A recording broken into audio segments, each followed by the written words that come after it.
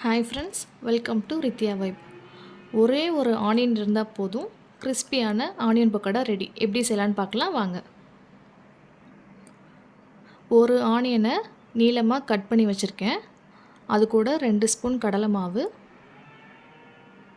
1 spoon அரிசி மாவு. அரிசி மாவு ஆட் பண்ணால் தான் நல்லா கிறிஸ்பியாக இருக்கும்.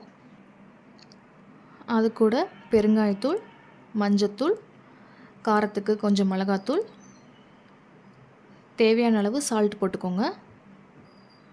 கொத்தமல்லி கொஞ்சம் போட்டுட்டு மிக்ஸ் பண்ணிக்கோங்க. தண்ணி லைட்டாக தெளித்து விட்டுக்கோங்க, நிறையா ஊற்ற வேணாம். லைட்டாக தெளித்து விட்டு நல்லா மிக்ஸ் பண்ணிக்கோங்க. எண்ணெய் சூடானதும் அதில் போட்டு பொரிச்சு எடுத்துக்கலாம்.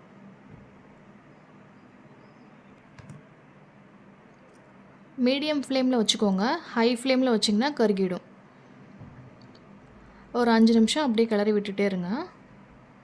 இப்போ பார்த்திங்கன்னா நல்லா கிறிஸ்பியான ஆனியன் பக்கோடா ரெடி. இந்த மாதிரி ஈஸி ரெசிபிக்கு நம்ம சேனலை ஃபாலோ பண்ணிக்கோங்க.